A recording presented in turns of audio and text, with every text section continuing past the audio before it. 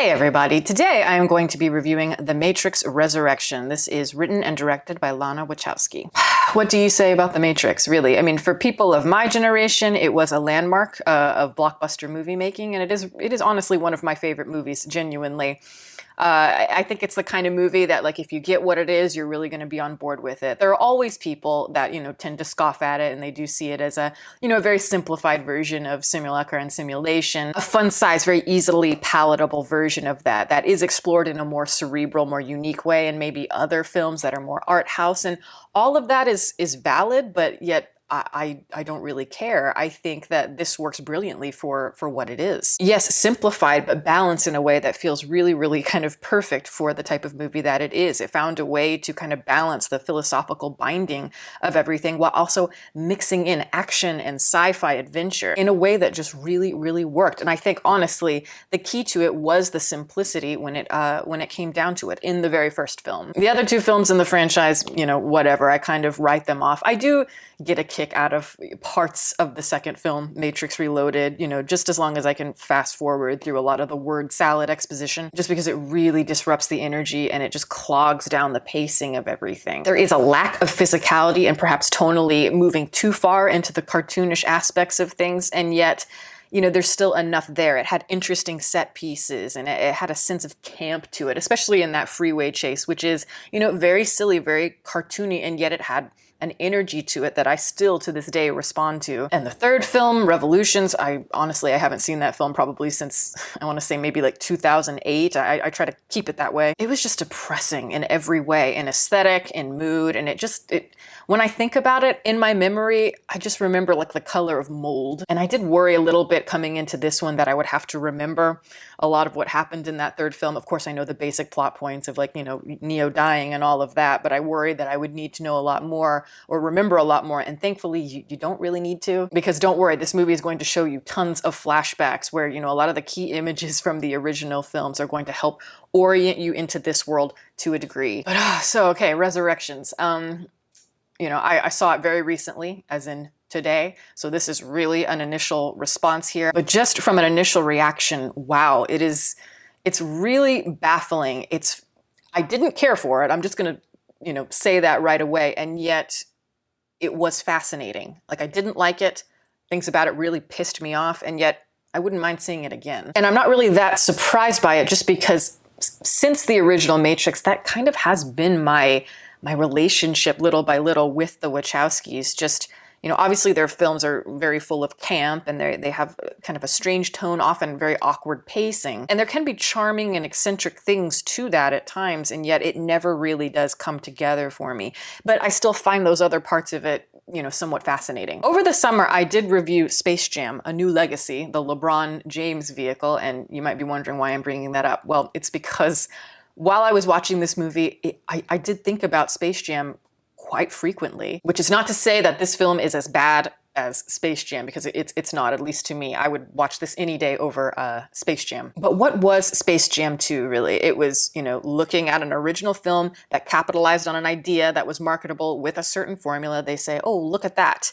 Let's try to bring that into the new generation in some way, where perhaps some things evolve a little bit. At least that's what you would hope. But no, this movie felt like reviving a corpse, putting lipstick on it, putting clothes and a wig, and using it like as a puppet in a really creepy way. It had like a Norman Bates kind of feel to it. And to be honest, most movies today that are obsessed with that nostalgia, remaking something or making a sequel to something, often have that weird, eerie feel to it. And as you might expect, a lot of these films do not have the same personality, the same charm that made the originals special. And with Space Jam, it's like making this weird meta-commentary satire while also being a product of what it criticizes in a way, talking about how society has changed over time while mimicking a lot of the similar narrative beats from the original. But in doing so, it becomes kind of a byproduct of the demographic that it's targeting. And therefore, it gets lost in the pointed critique and its need to both revisit the nostalgia and reinvent the wheel at the same time. And that is precisely what The Matrix Resurrections is for me in a lot of ways. At first, I was very intrigued by the idea. Like, when I first saw the original trailer to the movie, I thought, now this I didn't expect. I think a lot of people had that reaction. I really liked the idea of Keanu Reeves, as Mr. Anderson, Neo, whatever, he's like this middle-aged dude who is like well off. He's well respected because he created a series of video games called The Matrix starting in 1999. He's had all this success, and for what? He's a very lonely person who is riddled with neuroses, and he's surrounded by all of these young people that he doesn't really understand. All of these Gen Xers and millennials. It's a world he doesn't understand anymore, and I thought it would be a really cool way to revisit the franchise from this perspective, from the perspective of we're getting older, but also using that art imitates life sort of packaging. What a cool concept. And there's a lot of humor here. I found myself chuckling at a lot of the jokes that are made at the millennials' expense. It feels like it's being a little bit cheeky, making fun of, you know, our uses of phrases like game changer or I'm triggered. And I liked the scene where Thomas is in therapy and he's like, am I crazy? And, you know, Neil Patrick Harris is like, we don't use that word in here. And just the delivery of that line I found to be really good because it's patronizing, but also there's a little sparkle in the eye. It's a little bit cheeky. You want to strangle the dude, but he's just, you know, so smooth.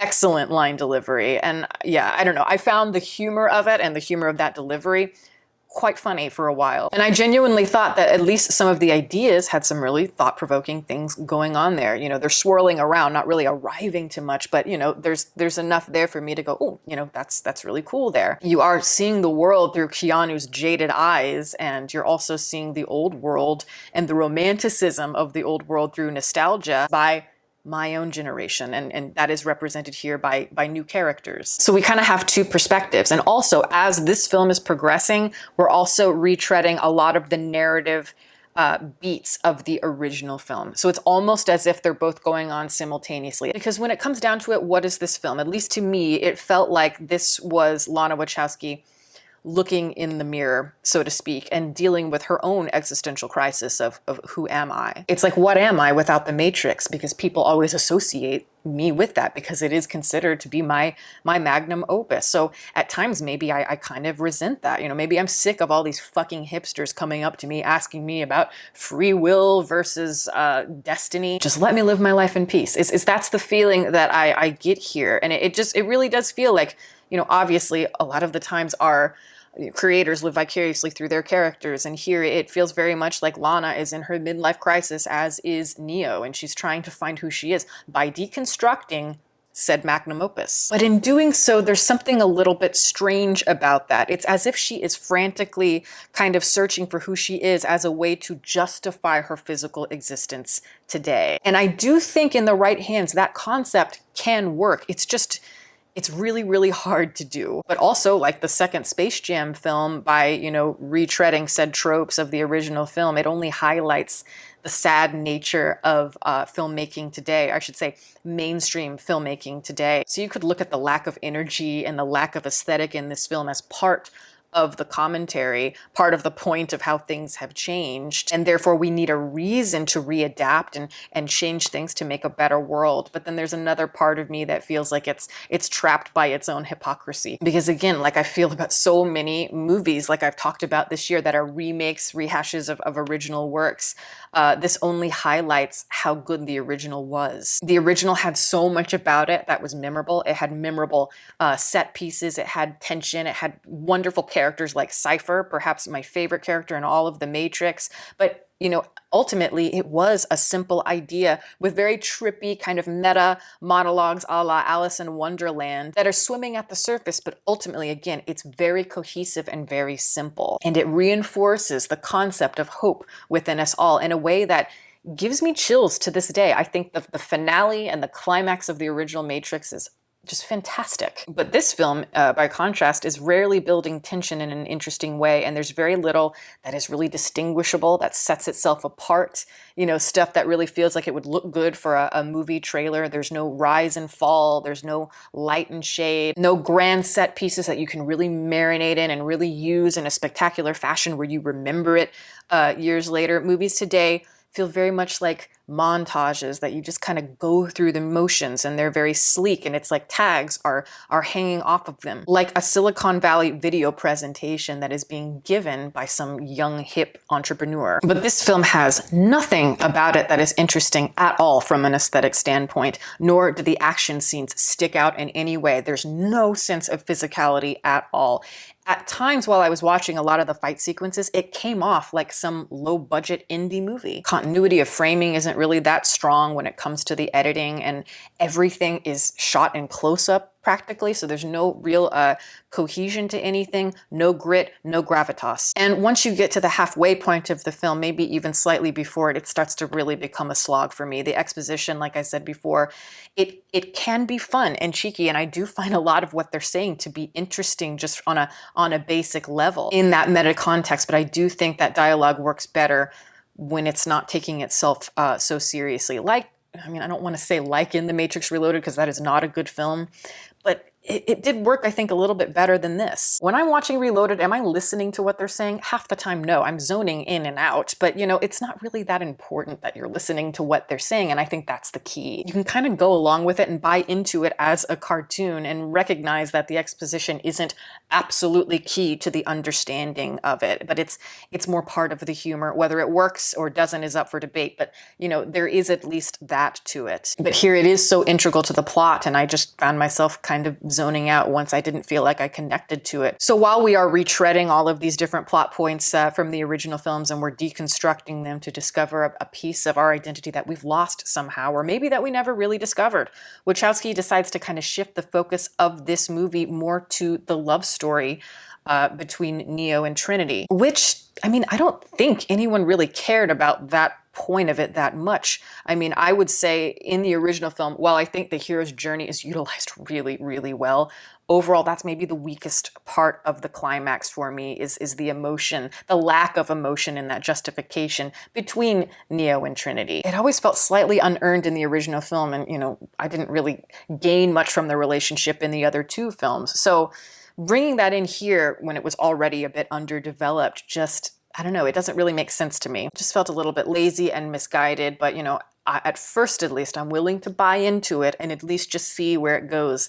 But then, unfortunately, we arrive at the conclusion where we're basically going to take a piece that is very ambitious, really. This is an ambitious idea where you've got all of these complicated, convoluted different plot points, and then on top of it, you have all of these very complex ideas that are swirling around. And really all it does is just funnel them all into one place, and it becomes kind of a blatant political message about peace and love, man. Love is the answer. That is void of any sort of nuance. Lana began as Mr. Anderson, and she ends the story, it seems, as Trinity. At least that seems to be the metaphor here. The idea of finding that identity can be so interesting, and it can be really powerful, again, when it's not so incredibly ham-fisted as so many movies today are, that somehow just solves all our problems in a very easy way, and that is not the case. I think it needs to be properly forged, perhaps through a story that isn't simply just making sense of one's glorified nostalgia. And that just left a really bad taste in my mouth as the film was over.